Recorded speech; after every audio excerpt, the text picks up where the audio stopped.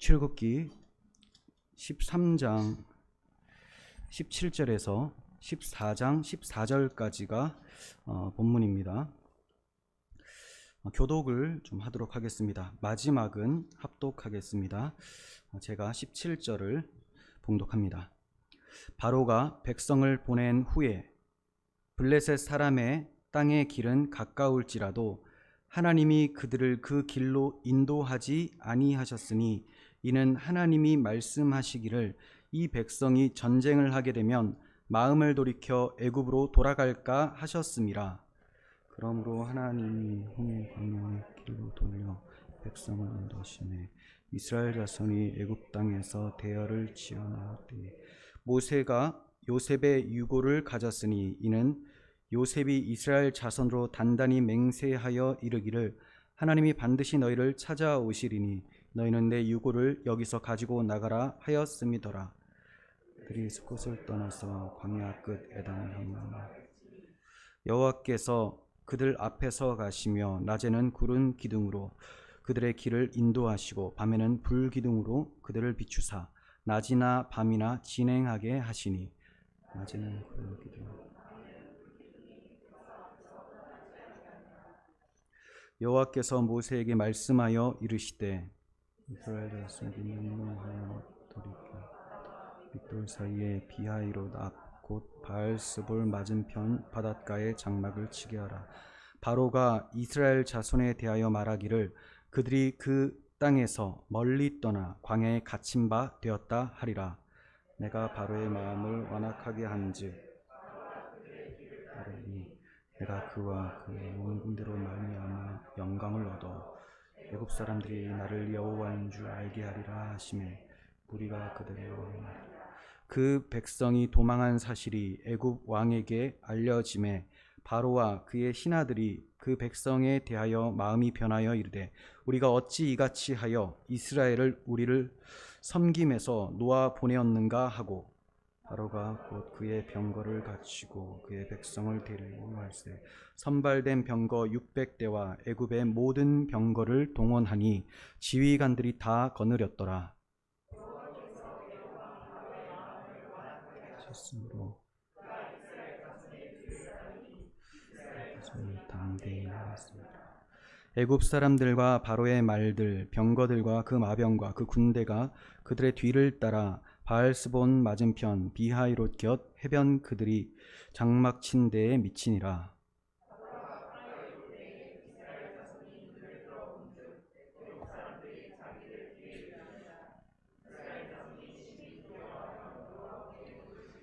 그들이 또 모세에게 이르되 애굽에 매장지가 없어서 당신이 우리를 이끌어내어 이 광야에서 죽게 하느냐?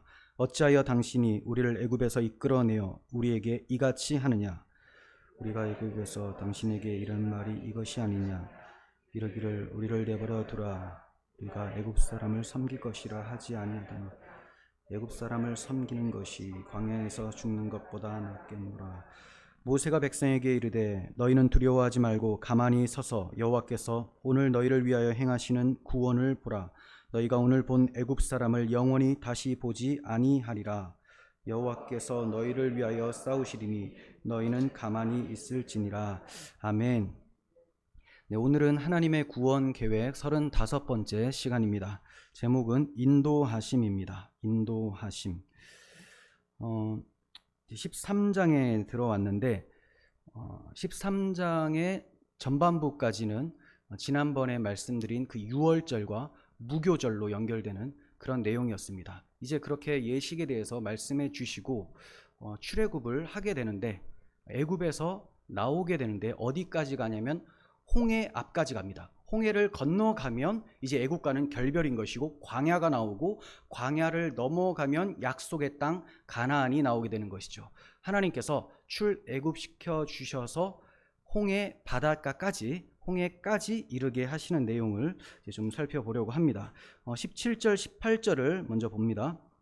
바로가 백성을 보낸 후에 블레셋 사람의 땅의 길은 가까울지라도 하나님이 그들을 그 길로 인도하지 아니하셨으니 이는 하나님이 말씀하시기를 이 백성이 전쟁을 하게 되면 마음을 돌이켜 애굽으로 돌아갈까 하셨음이라. 그러므로 하나님이 홍해의 광야길로 돌려 백성을 인도하심에 이스라엘 자손이 애굽 땅에서 대열을 지어 나올 때에 하나님께서 블레셋 길이 아니라 광야길로 인도하시면서 훈련시키기를 원하셨다는 말씀입니다. 여러분들께서 지도를 보셔서 아시는 분도 있겠지만 또 모르시는 분도 많을 거예요. 항상 제가 이제 손으로 지도를 표시하는데 여기가 이제 애굽이라고 한번 생각해 보세요. 그리고 여기가 이렇게 세로로 된 게 가나안 땅입니다. 중간에 삼각형으로 되어 있는 것이 광야예요.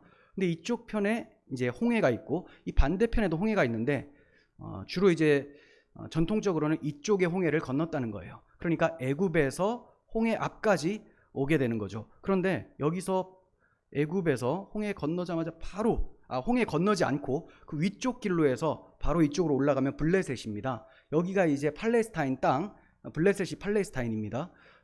가나안 땅에 들어갈 수가 있게 되는 거예요. 그런데 굳이 하나님께서 이렇게 바로 가지 않고 밑으로 내려서 홍해를 건너게 하시고 광야를 이렇게 지나게 하셔서 우회하여 들어가게 만드신다는 거죠.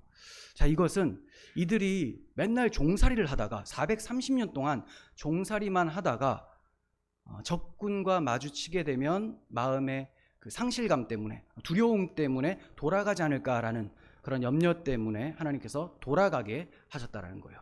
우회하게 하셨다는 겁니다. 하나님께서는 우리의 체질을 아시는 분이세요. 우리의 앉고 일어섬을 다 아시는 분이십니다. 어떻게 아시냐? 그분이 우리를 지으셨기 때문에, 그리고 하나님의 형상대로 지어주셨기 때문에 우리의 어떠한 모습이 어떻게 반응하게 될지를 다 아시는 분이시죠.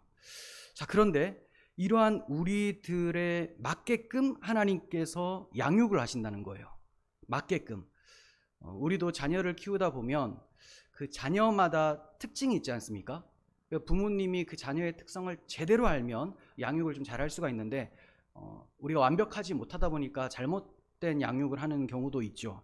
근데 하나님께서는 그런 경우가 없어요. 하나님은 창조주시며 우리의 아버지시고 전지전능하시기 때문에 모든 것을 다 아신다는 거죠. 그래서 우리에게 가장 확실한 방법으로 양육을 하신다는 거예요. 최고의 방법으로.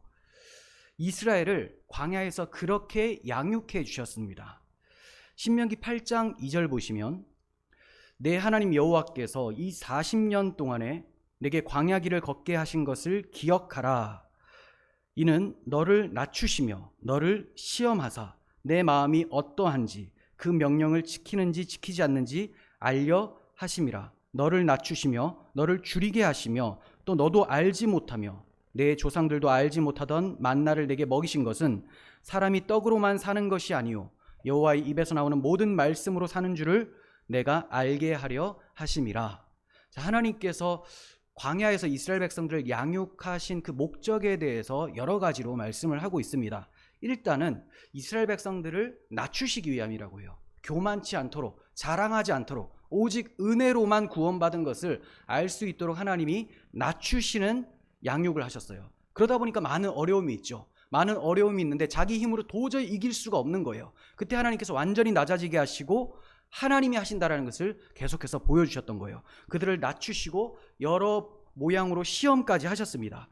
그래서 그들의 마음 중심이 어떠한지를 하나님께서 알려하셨다라고 했는데, 이것은 하나님께서 모르신다는 것이 아니라 항상 하나님의 시험은 그 시험 받는 당사자에게 교훈을 주시기 위함이라는 것을 아셔야 돼요. 그들은 자신들의 마음이 하나님께 대단히 열심인 줄 알았는데 그들이 얼마나 반역한 민족인지 하나님이 시험을 통해서 드러내셨다라는 표현을 이렇게 하고 있는 것입니다. 이렇게 하나님께서는 이스라엘 백성들을 낮추시며 양육을 해주시고 또 조상들도 알지 못하고 그들도 알지 못하는 하늘에서 내려온 떡, 바로 만나를 먹여주셨습니다. 이것은 이 땅에 있는 물질로 사는 것이 아니라 하나님이 약속해 주신 그 말씀으로 이스라엘 백성들은 산다는 것을 가르쳐 주신 거예요. 그래서 하나님께서 안식일에는 만나를 주우러 나가지 말라라고 하시죠. 그것은 토요일이 아니죠. 6일째 되는 날에는 2배로 거둘 수 있도록 약속을 해 주셨기 때문입니다. 그걸 믿고 2배로 거두고 주일에 나가지 주일입니다. 그래서 헷갈립니다. 안식일에 나가지 않는 사람들은 어차피 2배로 받았기 때문에 충분히 먹을 수가 있었어요. 하지만 안식일에도 나가서 구하려고 했었던 사람들은 결국 구하지 못하고 이런 일들을 경험하게 됐죠. 결국은 사람이 떡으로만 사는 것이 아니라 하나님이 말씀하신 것으로만 살 수 있다는 것을 보여주시는 거예요. 자, 이렇게 하나님께서는 양육을 해주셨는데 양육하는 과정 가운데 어려움들이 참 많습니다. 성경에서는 우리가 시험 받을 때 하나님께서 감당하실 만한 시험만 주신다고 합니다. 감당할 만한 시험. 자, 고린도전서 10장 13절 보시면 사람이 감당할 시험 밖에는 너희가 당한 것이 없나니 오직 하나님은 미쁘사 너희가 감당하지 못할 시험 당함을 허락하지 아니하시고 시험 당할 쯤에 또한 피할 길을 내사 너희로 능히 감당하게 하시느니라. 그런데 우리가 생각할 때는 하나님 나 감당 못할 시험들이 많이 있는 것 같습니다. 저 도무지 감당할 수 없는 것 같아요 라고 탄식하는 그런 경우도 있고 그런 생각들이 찾아오기도 하죠. 왜 그럴까요? 정말 하나님께서 감당할 수 없는 시험을 주셨기 때문일까요? 그렇지가 않습니다. 하나님께서는 감당할 수 있는 능력을 주셨는데 그 능력 발휘를 본인이 제대로 하지 않아서입니다. 능력이 있는데 그 능력을 제대로 생각을 못하고 있는 거예요. 또 어떤 경우는 하나님께서 어려운 일을 당했을 때 피할 길을 주십니다. 이 길로 가면 어려운 일들이 충분히 해소될 수 있도록 하나님께서 만들어 주신다는 거예요. 이것은 쉽게 생각해서 많은 어려운 상황 속에 이런 선택을 했더니 굉장히 잘 풀리는 그런 경험들이 많이 있지 않습니까? 그런데 본문에서 고린도전서에서는 그 길을 말하는 건 아니에요. 물론 그런 길을 우리에게 주실 때도 있지만 그것으로 피할 길이라고 말씀하시는 것이 아닙니다. 성경에서 유일한 피할 길에 대해서 어디라고 말씀하십니까? 유일한 도피성 예수 그리스도입니다. 복음 안으로 피하라는 거예요. 그러니까 우리가 감당할 능력이 뭐냐? 복음의 권능이에요. 자기 아들을 내어주시기까지 사랑하신다는 이 사랑이 우리의 권능이 됩니다. 그래서 어려운 상황 속에서도 하나님을 의심하지 않을 수가 있게 된다는 거예요. 그리고 이것을 망각했을 때도 하나님께서 피할 길을 주신다는 것은 다시 복음을 들을 수 있도록 또 성도와 교제를 함으로써 복음을 듣게 하고 그 길로 피할 수 있도록 십자가로 나아갈 수 있도록 하시는데 문제는 우리가 그 십자가는 답이 아니라고 생각하면서 그 길로 가지 않는다는 거예요. 하나님 또 십자가예요? 이 길 지쳤습니다. 지치긴 뭘 지쳐요? 가보질 않았으니까 그 길의 능력에 대해서 경험을 못했으니까 하는 소리일 수 있습니다. 복음의 능력은 한이 없습니다. 바울은 이 복음의 능력으로 유럽을 정복했습니다. 이 복음이 피할 길이 되고 권능이 되는 거예요. 하나님께서 복음으로 피하라라고 말씀하신다면 그리고 오늘도 우리에게 그 음성을 들려주신다면 우리는 기도하면서 말씀 보면서 계속해서 주의 사랑을 찾아야 됩니다. 아니 이미 우리에게 주신 그 사랑을 내가 묵상을 해봐야 되는 거예요. 이미 주님께서는 차고 넘치는 사랑을 베풀어 주셨어요. 이 권능 가운데 계속해서 많은 어려움들을 이겨나갈 수 있었으면 좋겠습니다. 자, 그러면 하나님께서 우리를 광야 같은 인생길을 인도하시는데 어떤 방법으로 인도하시는가를 좀 말씀드리려고 해요. 어떤 방법으로? 첫 번째는 성령으로 인도하십니다. 성령. 로마서 8장 14절 보시면 무릇 하나님의 영으로 인도함을 받는 사람은 곧 하나님의 아들이다. 여러분들이 하나님을 아버지라고 기도하시죠? 하나님의 아들이에요. 그러면 여러분들은 누구로 인도함을 받느냐? 성령님으로 인도함을 받는다는 거죠. 성령님의 인도함을 받는 사람들은 반드시 그 광야길, 인생길을 넉넉하게 이기며 통과할 수가 있습니다. 그런데 그 성령께서 그럼 어떤 식으로 우리를 인도하시냐? 두 번째 적용할 것이 성령께서 어떤 느낌으로 인도하시는 것이 아니라 하나님의 말씀, 하나님의 법으로 인도하신다는 거예요. 시편 119편 105절 주의 말씀은 내 발의 등이요 내 길의 빛이니이다. 한 걸음 한 걸음 걸어가는데 주의 말씀이 나를 비추어 주신다는 거예요. 그런데 이것은 내 지식이나 나의 어떤 똑똑함이나 이런 것들로 말씀의 등불을 밝힐 수는 없다는 것을 전제합니다. 그래서 성령께서 인도를 하시는데 말씀을 조명해 주실 때 그것이 우리에게 앞길을 밝혀주시는 인도자가 된다는 거죠. 인도자가. 그래서 성령을 의지하며 말씀을 봐야 되는 거죠. 그리고 그 말씀이 그냥 겉에만 이렇게 둥둥 떠다니는 것이 아니라 내 가슴에 새겨질 수 있도록 능력으로 작용할 수 있도록 하는 것이 하나님의 인도 방법이에요. 시편 37편 31절. 그의 마음에는 하나님의 법이 있으니 그의 걸음은 실족함이 없으리로다. 그의 마음에는, 성도의 마음에는 하나님의 법이 있습니다. 그러면 걸음이 실족함이 없죠. 하나님의 법이라는 것, 사랑이죠. 하나님은 사랑의 법만 말씀하세요. 사랑의 법, 십자가의 법입니다. 생명의 성령의 법이에요. 이것이 우리의 마음에 있으면 실족하지 않습니다. 그러기 위해서 우리는 평상시에 자주 주님의 말씀을 읽어야 되고 읽은 바를 묵상해야 되고 묵상한 말씀을 암송해야 돼요. 암송의 능력은 대단합니다. 어려운 일을 당할 때 암송한 사람은 그 말씀이 바로바로 떠올라요. 우리가 어떤 노래를 많이 부르다 보면 그냥 걸어 다니면서도 노래를 부르지 않습니까? 그게 생각이 나고, 이스라엘 백성들은 하나님의 말씀을 노래로 만들어서 늘 암송을 했습니다. 그렇기 때문에 그들이 하나님 말씀을 붙들 수가 있었어요. 물론 그 복음에 대한 깊이는 알지 못했지만, 그러면 우리 복음을 아는 우리들은 그 복음의 엄청난 권능을 가지고 있음에도 왜 붙들지를 못하냐? 암송이 없어요. 하나님 말씀을 암송하다 보면 그냥 외우기만 하는 것이 아니라 그 한 단어가 굉장히 깊이 다가옵니다. 그래서 이 말씀이 묵상이 더 깊게 되어지고 이럴 때는 이 말씀이 나의 삶에 어떻게 해석을 해준다, 이렇게까지 적용이 간다는 거죠. 그래서 계속해서 말씀 읽으시고 묵상하시고 암송하시고 또 더 깊이 묵상하시고 그렇게 하나님의 인도함을 받으면서 승리하셨으면 좋겠습니다.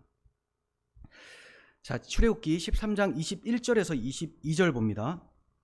여호와께서 그들 앞에서 가시며 낮에는 구름 기둥으로 그들의 길을 인도하시고 밤에는 불기둥으로 그들에게 비추사 낮이나 밤이나 진행하게 하시니 낮에는 구름 기둥 밤에는 불기둥이 백성 앞에 떠나지 아니하니라.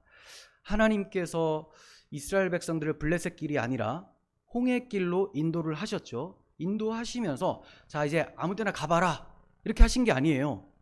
그러면 깜깜한 밤에 광야에서 어떻게 걸어갈 수 있겠습니까? 하나님께서 친히 등불이 되어주시는 거예요. 그래서 불기둥이 나오는 겁니다. 그리고 뜨거운 사막의 태양, 이거 어떻게 이겨내겠습니까? 그래서 하나님께서 구름 기둥으로 보호를 해주시는 거예요. 여기서 불과 구름 기둥이라고 하는데 이 불기둥, 구름 기둥은 따로 존재한 것이 아니라 함께 있었습니다. 구름과 불 다 하나님의 임재의 상징이었어요. 밤에는 불기둥으로 보이고 낮에는 구름 기둥으로 보이는 것이죠. 밤에는 구름이 안 보이겠죠. 그래서 불기둥, 낮에는 이제 불보다는 구름 기둥으로 해를 막아주는 그러한 기능을 했었습니다. 그래서 출애굽기 40장 38절에는 밤에는 불이 그 구름 가운데 있음을 이스라엘 백성들이 보았더라 이렇게 말을 하고 있어요. 불이 구름 가운데. 좀 전에 말씀드린 대로 구름과 불은 하나님의 임재에 대한 표현입니다. 거의 그런 식으로 사용이 되고 있어요. 그래서 성막을 다 만들고 나면 구름이 가득 찼었죠. 성막에. 이게 하나님이 임재하셨다라는 것을 의미하는 거예요. 근데 또 하나님의 진노를 받게 되면 불타버리는 것이 또 나옵니다. 예루살렘 성전도 불타버렸죠. 하나님의 언약 밖으로 나가면 그 불이 살리는 불이 아니라 태우는 불이 되어지는 거죠. 마찬가지로 성령께서는 불같이 임하시는데 그 불이 예수 그리스도 안에서 성령을 불같이 받으면 우리의 죄를 태우게 됩니다.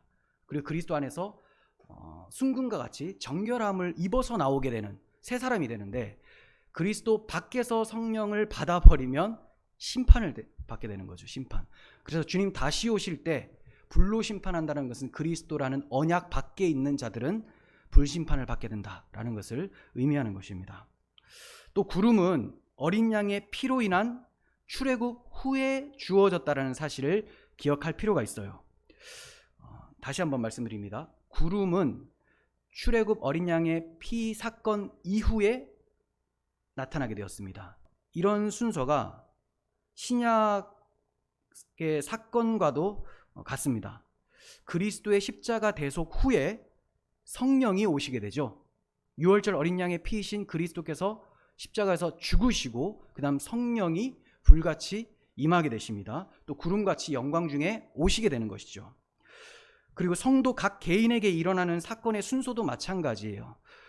그리스도의 십자가를 믿고 회개하고 그분을 붙잡을 때 성령이 내 안에 임재하셔서 충만히 거하시게 되는 것이죠. 로마서의 구조도 마찬가지입니다. 로마서 2장에서는 회개를 말씀합니다. 그리고 그리스도의 십자가를 믿는 것이 3장에 나오게 돼요. 십자가. 그리고 5장에 가면 우리에게 주신 성령으로 말미암아 하나님의 사랑이 우리 마음 가운데 부음받음이니라고 말씀하고 있습니다.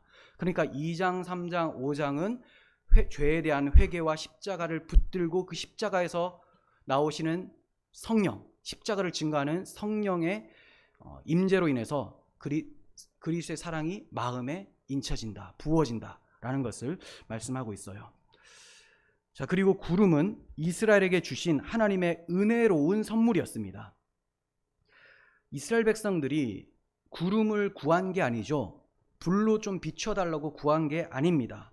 하나님께서 이스라엘 백성들을 긍휼히 여겨주셔서 은혜로 주신 거예요. 마찬가지로 하나님께서 그 아들을 주신 것도 우리가 구해서 주신 것이 아니라 우리를 불쌍히 여겨주셔서 그 아들을 이 땅에 인간으로 보내주신 것이고 그 아들을 십자가에 내어 다신 것이고, 그리고 우리가 구해서 성령을 받은 것이 아니라 그리스도의 그 십자가의 능력이 성령이 오게 하시고 그 성령을 하나님께서 불쌍히 여기는 자기 백성 가운데 부어주신 것이죠. 그래서 우리가 성령을 받은 것입니다. 구약의 불과 구름 기둥으로 나타나셨던 그 하나님께서 광야의 뜨거운 낮의 해의 상함을 받지 않도록 이스라엘 백성들을 보호해 주셨습니다. 또 불로써 밤의 추위에 떨지 않도록 보호해 주셨습니다. 이것을 시편 105편 39절에서는 여호와께서 낮에는 구름을 펴사 덮개를 삼으시고 밤에는 불로 밝히셨다라고 말씀해 주고 있어요. 이처럼 성령께서도 우리의 보호자가 되세요. 우리가 광야 같은 인생길을 걸어갈 때 사탄 마귀의 어떤 박해나 유혹에 넘어지지 않도록 보호해 주시는 분이 성령님이세요. 에베소서 4장 30절 보시면 하나님의 성령을 근심하게 하지 말라. 그 안에서 너희가 구원의 날까지 인치심을 받았느니라 라고 말씀합니다. 성령께서 우리를 구원해 주시기 위하여 끝까지 함께 하신다라는 것을 말씀하죠. 인침을 받았다. 이제 이 인이 사라지질 않는 거예요. 보증입니다. 보호이자 보증입니다. 하나님께서 반드시 구원하시겠다라는 겁니다. 그러므로 하나님의 성령을 근심하게 하지 말라. 근심하게 되면 어떡하냐? 성령은 늘 우리 가운데 내주하시는데 그 성령의 도움을 경험을 못하게 되는 거예요. 성령이 떠난다는 게 아니라. 그래서 성령을 근심하게 하지 말라. 어떻게 하는 것이 성령을 근심하게 하는 걸까요? 주께서 베풀어 주신 사랑을 잊고 그 사랑을 거역하며 죄 가운데 거하면 성령을 근심하게 되는 것이죠. 그래서 조그만 죄도 용납하지 않도록 날마다 깨어서 주의 사랑의 십자가를 우리는 붙잡아야 됩니다. 그리고 광야의 구름은 어둠 속에 등불이 되어서 광야 길을 인도해 주셨습니다. 느헤미야 9장 12절 보시면 낮에는 구름 기둥으로 인도하시고 밤에는 불 기둥으로 그들이 행할 길을 그들에게 비추셨사오며, 이처럼 그리스도인에게는 성령이 임하여 주셨어요. 그래서 성령께서 우리에게 앞길을 가르쳐 주십니다. 그 앞길은 무슨 무당이 점치듯이 이런 일이 생길 것이다, 이것을 가르쳐 주는 게 아니에요. 그 앞길에 어떠한 일이 있어도 우리의 결과가 어떻게 될 것인지를 가르쳐 주신다는 거죠. 그러니까 소망을 붙들 수 있도록 가르쳐 주신다는 거예요. 복음의 풍성함이 무엇인지를 가르쳐 주신다는 거예요. 우리가 에베소서를 통해서 배우고 있지만 그 복음의 풍성한 비밀이 얼마나 큰지, 그 은혜의 지극히 풍성함을 오는 여러 세대 가운데 나타내시려고 계속해서 성령으로 보여주고 계신다는 거죠. 요한복음 16장 13절. 그러나 진리의 성령이 오시면 그가 너희를 모든 진리 가운데로 인도하시리니 그가 스스로 말하지 않고 오직 들은 것을 말하며 장래의 일을 너희에게 알리시리라. 네. 장래의 일을 너희에게 알리시리라. 네. 이게 사사로운 앞일이 아니라고 자주 말씀을 드렸습니다. 장래의 일이란 그리스도께서 재림하실 때 가지고 오실 그 일입니다. 네. 영생이죠. 그 일이 얼마나 풍성한지, 얼마나 정확한지를 알려주신다는 거예요. 자, 그리고 구름은 광야 기간에 한 번도 사라지지 않았다라는 것을 우리는 기억해야 됩니다. 한 번도 사라지지 않고 끝까지 약속의 땅에 도착할 때까지 그 길을 비춰주었습니다. 느헤미야 9장 19절 봅니다. 주께서는 주의 크신 긍휼로 그들을 광야에 버리지 아니하시고 낮에는 구름 기둥이 그들에게서 떠나지 아니하고 길을 인도하며 밤에는 불기둥이 그들이 갈 길을 비추게 하셨사오며 버리지 않으셨다, 떠나지 않으셨다, 늘 비추어 주셨다라고 말씀을 하고 있습니다. 온갖 불평과 반역 속에서도 하나님은 저들을 떠나지 않으셨어요. 우리에게도 마찬가지입니다. 성령께서 우리 가운데 계시지만 우리가 자주 근심시켜드리는 경우가 많죠. 하지만 성령께서 사라지시는 게 아닙니다. 성령께서 떠나시는 게 아니에요. 다만 말씀을 하지 않고 그 임재를 경험하지 못함으로 우리로 하여금 죄에 대해서 더욱 민감하고 죄를 더 미워할 수 있도록 만들어주시는 거예요. 더 하나님의 뜻대로 살아갈 수 있도록, 더 성령님을 간절히 구할 수 있도록 만들어주시는 것이죠. 단 한 번도 성령님 우리를 떠나버리지 않으십니다. 어려운 일이 닥친다고 했을 때 많은 교인들이 하나님이 나를 버리신 건가? 이런 생각을 하는 경우가 있어요. 이거 얼마나 어리석은 생각입니까? 우리의 어떠한 행동 때문에 하나님이 우리를 버리신다면 예수님의 사랑이, 그 십자가 사랑이 우리의 죄보다 더 크지 않다라는 것이 되어버려요. 나를 버리신다라는 그런 생각까지 가서는 안 된다는 거죠. 지금 성령이 나와 함께하지 않으시는 것 같아서 괴로운 이것 때문에 더 이제 성령을 구하며 죄를 멀리하는 것이 하나님의 목적이에요. 우리는 더 주님을 가까이 해야 됩니다. 더 하나님 말씀 앞으로 나아가야 됩니다. 영원토록 보혜사 성령님을 우리와 함께 하시겠다고 주께서 약속해 주셨습니다. 그러므로 주의 약속을 불신하지 마시고 나와 함께 하시는 그 성령님이 끝까지 함께 하신다는 것을 확신하시기를 바랍니다.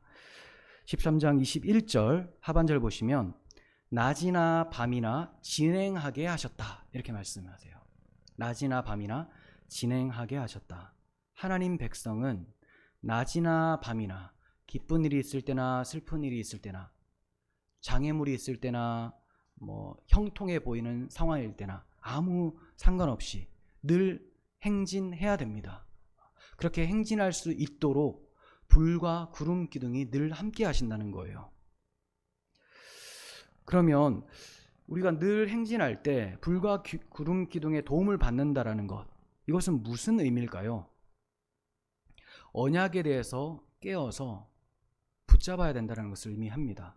그리고 우리가 앞으로 이르게 될 새하늘과 새 땅에 대해서 항상 깨어 있어야 된다고 말씀하는 거예요. 낮이나 밤이나 늘 행진하는 사람들은 자기가 어디로 가는 사람인지를 알고 있는 사람이에요. 자신의 정체성을 알고 자신의 목적지를 압니다. 이런 사람들은 성령을 구하고 또 성령의 임재를 경험하면서 많은 어려움 속에서도 묵묵히 주님께서 걸어가신 그 길을 걸어가게 된다는 거죠. 이렇게 걸어가기 위해서 하나님께서 우리에게 주신 도구들이 뭐냐? 예배이며 기도이며 말씀 묵상이에요. 이렇게 예배와 말씀 묵상과 기도로 훈련되어진다면 낮이나 밤이나 늘 행진할 수 있어요. 밖에 나가서 불신자들하고 대화를 하는 속에서도 그들의 사상에 젖어들지 않고 오히려 그들을 변화시킬 수도 있고, 많은 어려움과 유혹 속에서도 넉넉히 이기면서 또 하나님 관점에서 해석할 수 있는 힘을 갖게 됩니다. 그러므로 우리는 하나님께서 우리에게 주신 은혜의 방편을 부지런히 붙잡아야 되는 거예요. 자, 이제 14장 좀 말씀을 드리려고 합니다. 하나님이 보호하시고 인도하신다면 당연히 좋은 일만 있어야 될 거라고 생각이 되는데 그렇지가 않아요. 14장에 들어서자마자 이해할 수 없는 하나님의 인도하심을 보게 됩니다. 이스라엘은 물 없는 광야로 잘 행진하고 있었어요. 가나안으로 가는 길 중에 바다를 만나지 않고 지나갈 수 있는 길이 있었음에도 하나님께서는 갑자기 행로를 바꾸시고 물이 있는 홍해로 인도를 하셨다는 거예요. 이런 상황이 발생되면 불평하는 경우가 참 많죠. 아니, 잘 가다가 왜 갑자기 앞이 턱 막히게끔 하나님께서 인도하십니까? 하나님 도대체 생각이 있으신 겁니까? 없으신 겁니까? 그렇게 말은 안 하겠지만 은연중에 그 입 밖으로 낸다면 불신자고, 그죠? 말은 안 하지만 마음에 그런 기류가 막 흐른다는 거예요. 그런데 도대체 누가 생각이 있는 것이냐, 누가 없는 것이냐, 그런 생각을 하는 내가 생각이 없다고 여겨야 됩니다. 하나님은 항상 모든 길을 아시고 가장 좋은 길로 인도하신다는 것을 믿어야 됩니다. 성경은 그것의 증거를 너무나 많이 보여주고 있죠. 그러면 하나님께서 앞이 콱 막힌 홍해 앞으로 인도하신 목적이 무엇일까요? 여러 가지 측면이 있는데요. 첫 번째는 애굽의 바로의 마음이 하나님 손에 달렸다라는 것을 가르쳐 주기 위해서라는 거예요. 그러니까 모든 것의 주권이 하나님께 있다라는 겁니다. 우리는 흔히 사람의 마음이 하나님께 달려있다라는 것을 잊고 삽니다. 누가 물어보면 그렇다라고 얘기를 해요. 근데 실생활에서는 그렇지 않은 것처럼 살아요. 저 사람이 어떤 이상한 행동을 해요. 그러면 하나님께 기도하기보다는 어떻게 하면 저 사람을 바꿀 수 있을까를 내 머리로 막 연구를 합니다. 내가 생각하는 것도 중요합니다. 그런 지혜도 하나님이 사용하시니까요. 근데 정작 사람의 마음이 하나님께 달려있다는 사실은 자주 잊어버리고 산다는 거죠. 그러니 기도를 하지 않고 자기 꾀만 생각을 하는 거예요. 그러면 내 생각이 저 사람을 바꿀 수 있다는 것이 되고 그것은 저 사람의 마음의 주관자가 자기가 될 수 있다는 교만이 되어지는 겁니다. 자기가 하나님 자리에 올라와 있는 거예요. 나도 모르는 사이에 이러한 교만으로 하나님 자리를 탐내고 있다는 것이 들통이 나버린다는 것이죠. 출애굽기 14장 4절 상반절 보시면 내가 바로의 마음을 완악하게 한즉 5절 바로와 신하들의 마음이 변하여, 그리고 8절로 넘어갑니다. 여호와께서 애굽 왕 바로의 마음을 완악하게 하셨으므로, 하나님께서 바로의 마음을 완악하게 하셨다. 하나님께서 그들의 마음을 주장하고 계신다라고 말씀을 하고 있어요. 잠언 21장 1절에서도 이런 말씀을 하시죠. 왕의 마음은 오직 주님의 손에 달려 있으므로 주께서는 흐르는 시냇물처럼 자신이 원하시는 방향대로 마음껏 그 마음의 물길을 돌리신다. 지도자의 마음도 하나님의 손에 달려 있습니다. 하나님께서 완악하도록 내버려 두신다는 것은 우리가 그 가운데서 더 고통하며 하나님만이 소망이라는 것을 발견하고 부르짖도록 하기 위함이고, 하나님께서 좋은 지도자를 주신다는 것은 하나님께 감사하며 또 하나님께 영광 돌리기 위함인 것이죠. 모든 것이 하나님 손에 달려있기 때문에 나라를 위해서도 또 인간관계 속에서도 우리는 하나님께 기도를 해야 됩니다. 자, 그리고 홍해로 인도하신 목적 중에 또 두 번째는 마귀가 얼마나 끈질긴지를 보여주기 위함이에요. 마귀가 얼마나 끈질긴지. 마귀는 이스라엘이 여전히 자기 소유라고 생각을 하고 있습니다. 분명히 10가지 재앙으로 인해서 마귀가 힘이 없다라는 것 드러났습니다. 그런데도 이스라엘은 내 백성이다 하면서 따라오는 거예요. 그것이 끈질기게 뒤쫓고 있는 애굽의 바로를 통해서 보게 되죠. 이 바로의 모습은 마귀가 우는 사자처럼 두루 삼킬 자를 찾는 그 모습으로 나타나고 있는 것입니다. 영혼에 대한 마귀의 끈질김을 한번 생각해 보십시오. 마귀는 한번 물면 놓으려고 하지를 않아요. 할 수만 있다면 주께서 택하신 성도들도 미혹하려고 합니다. 성도들도. 비록 지옥에 보낼 수는 없지만 어떻게든 혼란스럽게 해서 이 땅에서 지옥처럼 비관적으로 살도록 만들어낸다는 거죠. 끈질겨요. 마귀의 끈질김은 대단한데 우리들의 끈질김은 얼마나 형편없는지 한번 생각해 보십시오. 우리의 끈질김은 어때야 됩니까? 누구에 대한 끈질김이어야 돼요? 하나님에 대한 끈질김이어야 되죠. 마귀는 끈질기게 우리를 추격한다면 우리는 끈질기게 그리스도의 십자가 앞으로 나가야 돼요. 근데 그러질 않습니다. 말씀을 사모하지를 않아요. 하지만 우리에게 소망이 있는 것은 우리의 끈질김보다 더 위에 하나님의 끈질김, 다른 말로 하나님의 신실하심이 있기 때문이죠. 그 하나님의 신실하심이 마귀를 막아서시고 우리로 하여금 하나님께 열심을 낼 수 있도록 은혜를 베풀어 주신다는 겁니다. 그러므로 그 하나님의 은혜를 사모하며 우리도 끈질기게 주님을 찾아야 되는 것입니다. 마귀가 얼마나 끈질기냐면 우리가 우리를 공격하는 것, 신자를 공격하는 것도 끈질긴데 우리가 전도를 하게 될 때도 이런 경우가 참 많지 않습니까? 분명히 불신자를 전도해서 이제 주일날 나오게 약속까지 다 받았습니다. 근데 그 전날에 뭐 사건이 터집니다. 별로 대단한 사건도 아니에요. 조그만 일만 있으면 오늘 못 가겠다 하면 이제 두 사람이 이제 위험에 빠지게 되죠. 그 전도를 받는 사람, 복음을 들을 수가 없게 되고, 또 하나는 전도하는 내가 막 실족할 수 있는 이런 어떤 그 상심이 찾아온다라는 거죠. 마귀는 끈질기게 불신자가 신자가 되려고 하는 것을 막으려고 하고 신자가 넘어지도록 유혹하고 끈질기게 공격을 한다는 거예요. 그래서 이런 부분에 있어서 우리가 끈질기게 주님을 붙잡지 않으면 되지 않는다. 이것을 좀 생각해 보았으면 좋겠습니다. 그리고 홍해 앞으로 인도하신 세 번째 목적인데요. 여호와께서 유일한 하나님이심을 세상 가운데 알게 하시려고, 다른 말로 그분의 영광을 나타내시기 위해서예요. 영광을. 홍해 앞에 섰을 때 앞이 꽉 막혔잖아요. 여기서 하나님의 권능이 나타납니다. 그 권능을 통해서 이분이 진짜 창조주시구나, 이분이 정말로 구원자시구나, 이거를 드러내 보이시는 것이죠. 4절 하반절 봅니다. 내가 그와 그의 온 군대로 말미암아 영광을 얻어 애굽 사람들이 나를 여호와인 줄 알게 하리라.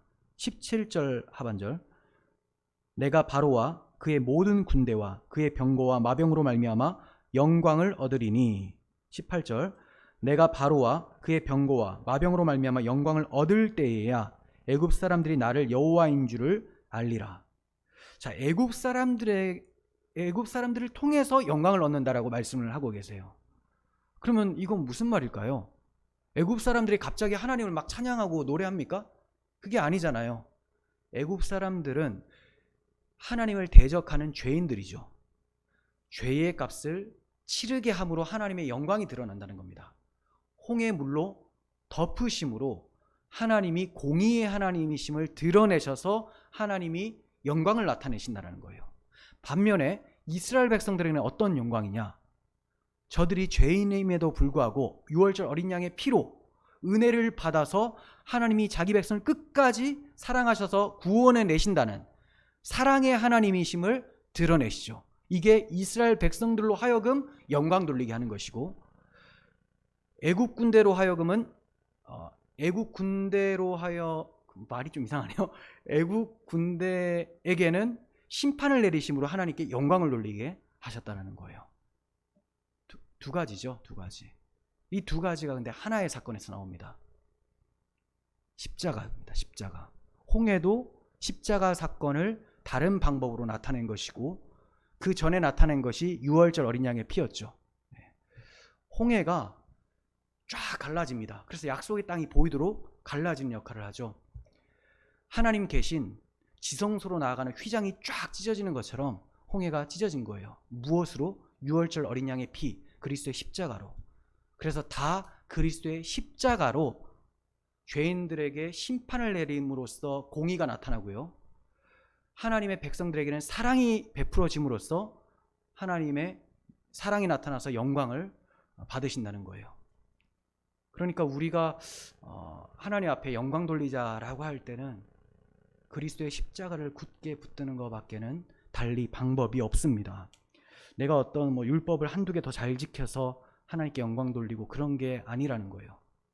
하지만 그리스도의 십자가가 우리의 삶에 변화를 주기 때문에 우리는 내 삶 속에서 율법을 행하는 삶이 나타나게 마련이죠.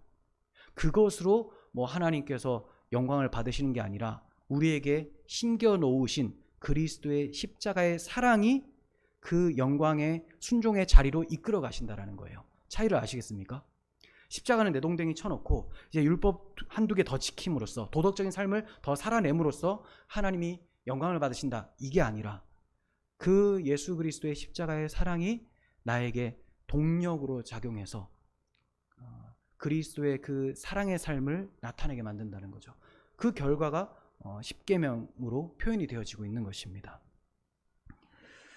자, 그리고 홍해 앞으로 인도하신 네 번째 목적, 이스라엘 백성들의 믿음의 현 주소를 드러내기 위해서 우리의 신앙이 어떠한지를 보여주시기 위해서 많은 어려움들이 찾아온다는 거예요. 이스라엘 백성들은 홍해 앞에 서니까 심히 두려워했습니다. 심히 두려워했어요. 뭐가 두렵냐? 앞으로 가면 물에 잠겨 죽을 것이고, 뒤를 돌아보니 애국 군대가 따라오고 있고, 이거 그냥 두려운 거죠. 심히 두려워했습니다. 근데 심히 크신 하나님을 보지 못하니까 이런 일이 발생하는 거죠. 그래서 여호와께 탄식을 했다고 하는데, 부르짖었다고 하죠. 이것은 기도한 게 아니에요. 이게 뭡니까? 하면서 우리 큰일 났어요, 이렇게 부르짖는 거예요. 네. 하나님만이 답이십니다, 이렇게 한 게 아니라 이게 웬일입니까? 하면서 막 탄식을 하고, 그리고 모세를 막 원망을 합니다. 그들의 신앙의 현 주소가 이 상태였어요. 이 상태. 그러니까 믿음이 대단해서 하나님이 어이구 너 믿음 좋다 해서 구원해내신 게 아니라, 이런 형편없는 믿음을 가지고 있음에도 하나님이 광야에서 훈련시켜 주셔서, 아까 신명기 8장의 말씀 봤잖아요. 훈련시켜 주셔서 하나님 백성답게 만들어 가신다는 거죠. 출애굽기 14장 11절 12절 봅니다. 그들이 또 모세에게 이르되 애굽에 매장지가 없어서 당신이 우리를 이끌어내어 이 광야에서 죽게 하느냐? 어찌하여 당신이 우리를 애굽에서 이끌어내어 우리에게 이같이 하느냐? 우리가 애굽에서 당신에게 이른 말이 이것이 아니냐? 이르기를 우리를 내버려 두라. 우리가 애굽 사람을 섬길 것이라 하지 아니하더냐? 애굽 사람을 섬기는 것이 광야에서 죽는 것보다 낫겠노라. 참 배은망덕합니다. 물론 모세에게 은혜를 입었다기보다는 모세는 하나님이 세워주신 지도자잖아요. 하나님께서 유월절 어린 양의 피로 죽음에서 구원해 주셨는데 차라리 애굽에서 그 사람들의 종이 되는 것이 낫겠다라고 말하고 있으니, 차라리 죽는 것보다 종이 되는 것이 낫다. 성도는 마귀의 종이 되느니 차라리 죽는 게 낫다라고 하면서 담대하게 순교하는 사람들입니다. 근데 지금 이 구약의 이스라엘 백성들의 모습은 완전히 반대예요. 하나님을 사랑함이 전혀 없습니다. 하나님을 위해서 자기의 어떠한 것도 버리려고 하지 않습니다. 이스라엘 백성들이 원망한 이유는 출애굽을 인도하신 분이 하나님이시라는 사실을 잊어버렸습니다. 그새 잊어버린 거예요. 며칠 되지도 않았는데. 하나님께서 행하신 일을 잊어버린다면 우리의 인생은 우연의 연속이 될 수밖에 없어요. 주인이 없는 인생이기 때문에 이제부터 일어나는 일은 다 우연으로 생각이 되어져요. 그러니까 불안하죠. 우연히 이런 일이 일어나니까. 우연히 이렇게 가다 보면 이런 일이 일어나면 어떡하지? 이 우연이 나에게 발생되면 안 될 텐데. 근데 모든 것을 주관하시는 분이 나의 아버지시고 구원자다라고 하면 이 일이 발생했어? 그렇다면 하나님의 뜻이 있겠지. 더 어려운 일을 당하기 전에 여기에서 하나님께서 정신 차리라고 했을 수도 있겠지. 여러 가지 하나님의 뜻이 있어요. 우리가 다 알 수는 없습니다. 하지만 항상 하나님은 옳다라는 것, 선하시다라는 것을 알기 때문에 그냥 뚜벅뚜벅 걸어갈 수가 있게 되는 거예요. 근데 그 하나님을 잊어버린다면, 하나님이 행하신 일을 잊어버린다면 내 삶이 그냥 덩그러니 역사 속에 던져진 그런 우연의 일부밖에 되지 않습니다. 우리의 인생을 시작하신 하나님은 우리의 인생의 마지막도 되십니다. 그래서 예수님이 알파와 오메가, 처음과 마지막이다라고 말씀하셨던 것이죠. 그리고 원망한 이유 두 번째는, 만일 애굽 사람들의 손에 죽는 것이 그들의 운명이었다면 하나님께서 왜 저들을 구원해 내셨는지 조금만 생각해 봐도 하나님이 저들을 죽이려고 구원하지 않았다는 것을 알 텐데 다 잊어버렸습니다. 하나님에 대한 오해는 망각으로부터 와요. 망각. 어떤 점에서 망각이냐? 하나님이 나에게 무엇을 해주셨는지를 망각해버리면 하나님에 대한 오해가 일어납니다. 하나님 왜 이렇게 나를 심판하는 것 같지? 왜 이런 생각이 일어나요?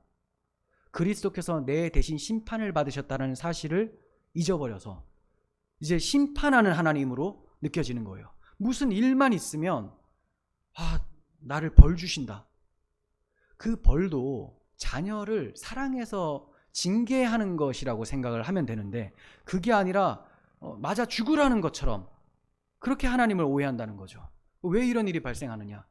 하나님이 행해 주신 일에 대해서 망각을 해버리니까. 그럼 하나님에 대한 오해가 발생되고 그러면 하나님에 대한 원망이 나타나게 됩니다. 이스라엘 백성들은 하나님께서 자기들에게 유월절 어린 양의 피로 은혜를 베풀어 주셨다는 사실을 망각해버렸어요. 하나님께서 매년 유월절을 지키라라고 명령해 주셨죠. 왜 그럴까요? 이거를 망각을 해버리면 이스라엘 백성들이 자기 멋대로 살거든요. 율법을 지킬 때도 어떤 식으로 지키냐면 이거 안 지키면 하나님께서 우리를 심판하실 거다, 이런 사고로 지키게 된다는 거예요.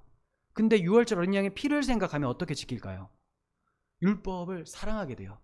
이게 내가 사랑하는 하나님의 뜻이구나. 그 뜻대로 살고자 한다. 이렇게 다가오게 되는 거예요. 그러니까 유월절 어린 양의 피의 은혜를 잊어버리면 그냥 다 끝나버리는 것이죠. 그래서 제가 그렇게 복음을 강조하는 이유도 이 복음이 사라지는 순간 우리는 그냥 끝나는 겁니다. 미아가 되는 거예요. 도무지 하나님의 뜻대로 살 수 있는 능력이 없어요. 분별력도 없어집니다. 하나님에 대한 인식 자체가 틀어져 버립니다. 하나님 무서운 하나님, 나를 심판하시는 하나님, 심판받지 않으려면 율법 잘 지켜야지, 이 사고로 가버리게 되는 거예요. 그러니까 구원받을 때는 성령으로 십자가의 은혜로 구원받았는데 신앙생활을 하다 보니까 종교생활로 바뀌게 되고 육체로 마치게 되는 비극적인 모습. 얼마나 많은 그리스도인이 하나님을 오해하고 있습니까? 무엇 때문에? 복음을 잊으니. 왜 복음을 잊을까요? 복음이 전해지질 않으니. 들어본 적이 있어야죠. 처음에 교회 나와서 새신자 할 때 그때 복음을 들어요. 불신자에게는 십자가 복음이 필요하지, 가르쳐 줍니다. 좀 다니다 보면 이제 신앙을 잘 감정해봐요. 신앙 감정론을 막 해봅니다.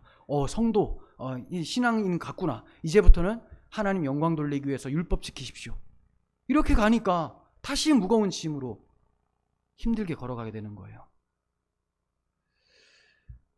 복음의 회복이 무엇보다 우선입니다. 또 이스라엘 백성들이 원망한 이유는 구원의 소중함을 몰랐기 때문에 그래요. 그래서 애굽 사람을 섬기도록 왜 우리를 내버려 두지 않았느냐라는 이상한 소리를 하게 되는 것이죠. 그리스도를 위해 목숨을 버리느니 마귀의 종로로 타는 것이 낫다고 말을 한 것이죠. 자, 그리고 원망한 이유 네 번째, 처음에 이스라엘 백성들은 바닷가로 인도하라는 명령 앞에서 순종했습니다. 잘 따라갔어요. 그래서 4절에서는 그대로 행하니라, 8절에서는 담대히 나아갔다라고 말씀을 하고 있죠. 하지만 막상 어려움에 봉착하니까 믿음이 흔들립니다. 그러니까 지금까지 이스라엘 백성들이 순종했었던 것은 어떤 믿음이냐? 어려운 일이 없을 때 할 수 있는 믿음이라는 거죠. 어려운 일이 없을 때 순종할 수 있는 그 정도의 믿음. 그러면 하나님이 드러내시는 것은 너희가 조그만 어려움이 있어도 이렇게 나를 배신한다라는 것을 드러내는 거예요. 그러니까 우리는 어려운 일이 찾아올 때 내 믿음을 한번 점검해 봐야 됩니다. 내가 지금 이렇게 반역하고 있었구나.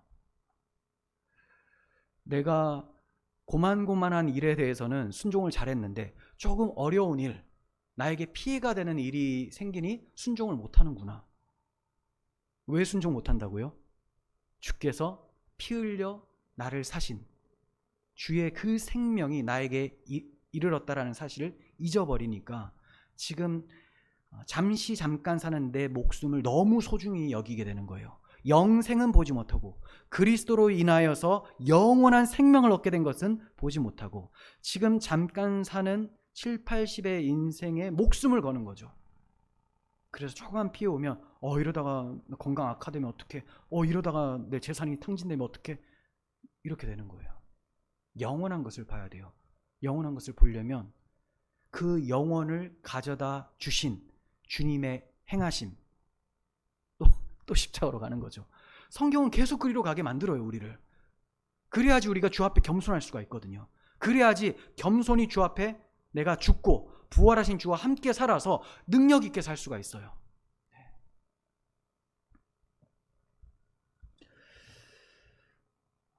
다섯 번째로, 하나님께서는 하나님만 의지하게 하기 위해서 홍해 앞으로 인도해 주셨습니다.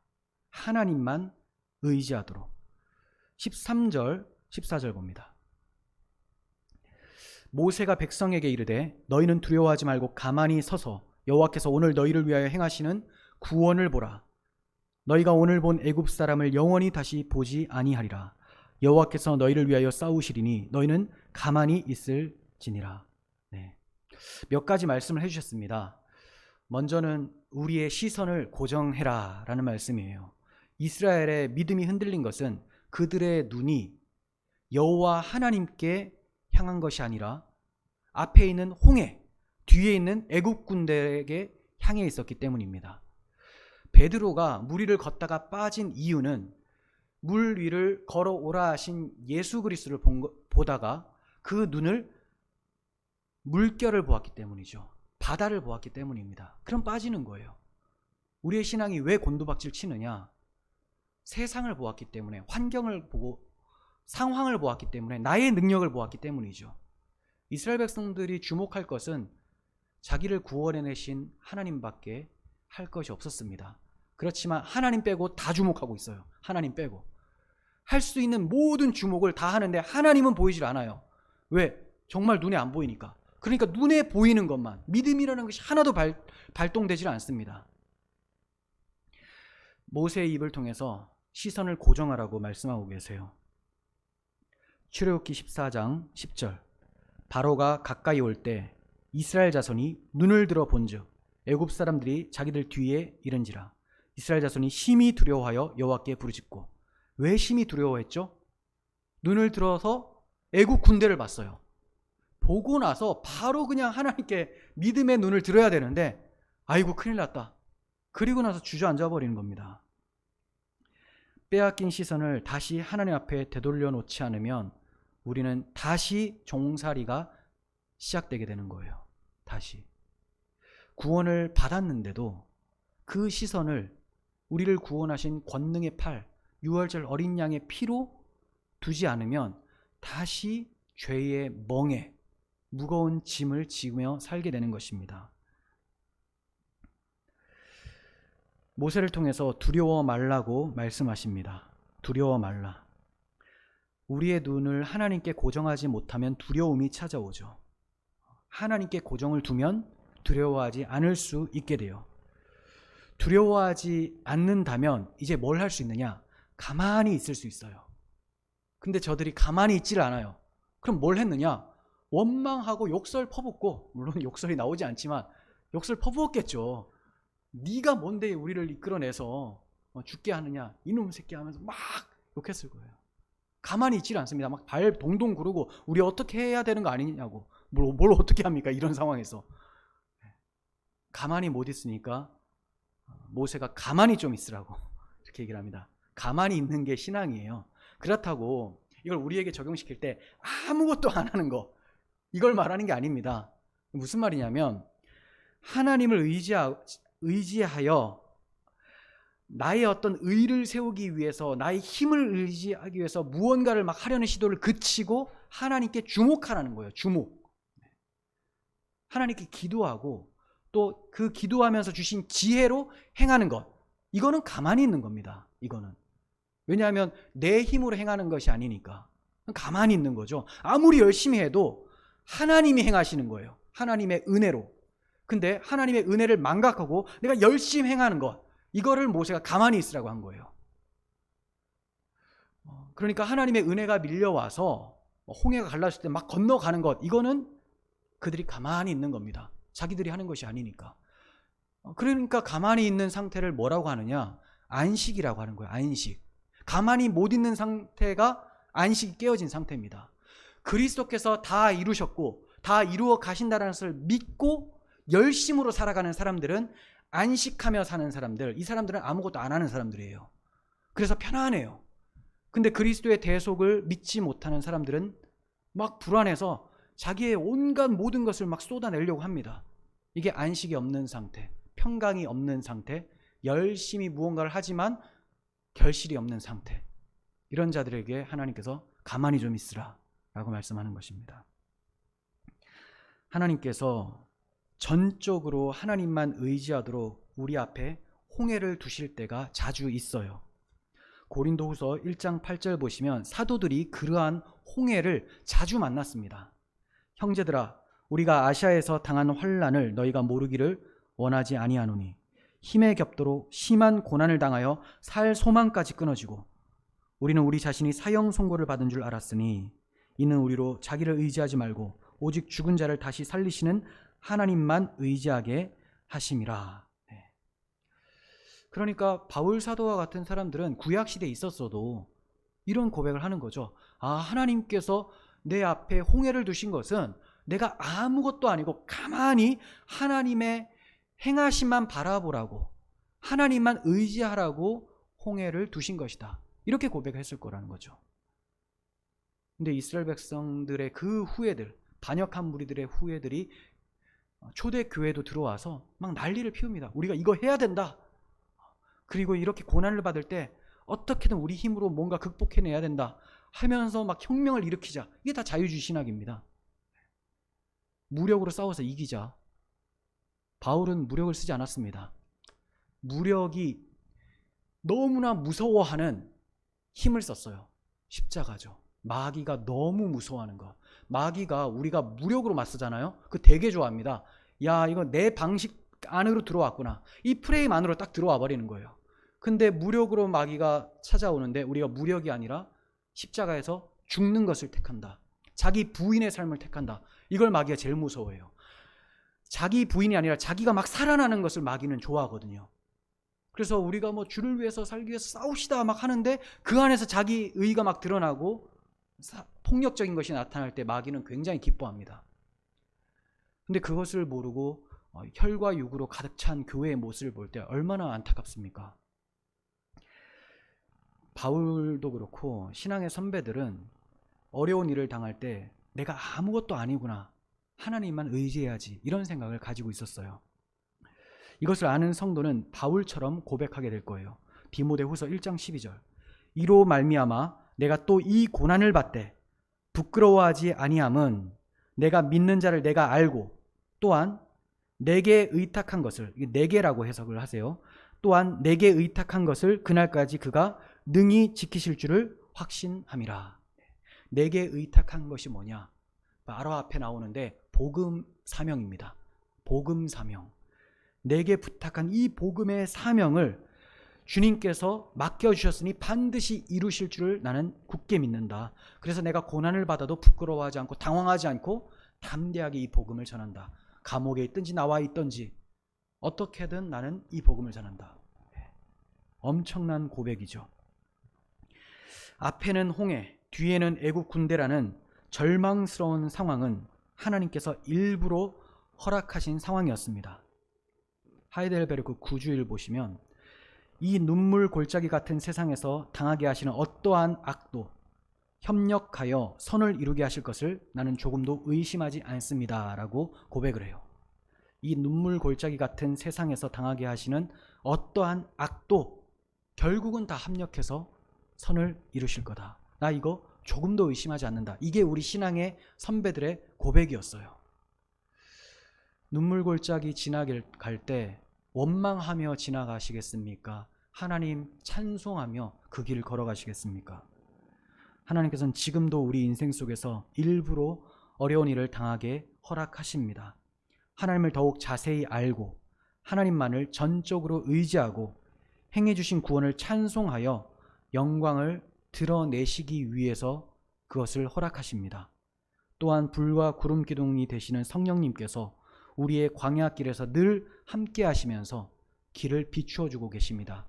이것을 우리가 주목한다면 깜깜한 터널을 지나가는 것이 아니라 훤한 대낮에 도로를 지나가는 시온의 대로로 지나가는 것이 됩니다. 그러므로 기쁜 일뿐만이 아니라 어려운 일이 있을 때도 모든 상황 속에서 하나님을 영화롭게 하고 하나님을 기뻐하는 밝은 빛교회 성도 되시기를 소원합니다. 기도하겠습니다. 하나님 아버지, 이스라엘 백성들의 광야 행진을 보면서 낙심이 됩니다. 그러나 저들의 그 신앙 속에서도 주께서 신실하심으로 저들을 이끌어 주셨다는 것에 또 소망을 얻게 됩니다. 주님, 저희 자신을 보지 않게 하시고 또 저희의 믿음을 스스로 확신하지 않게 하시고 주님의 그 신실하심을 믿으며 살아가는 저희들 되게 하여 주시옵소서. 많은 어려움들이 찾아올지라도 주께서 자기 자녀를 양육하시기 위하여 허락하신 것임을 믿고 주님께 감사하며 그 눈물 골짜기 찬송하며 걸어갈 수 있도록 도와주옵소서. 우리 구주 예수 그리스도의 이름으로 기도합니다. 아멘.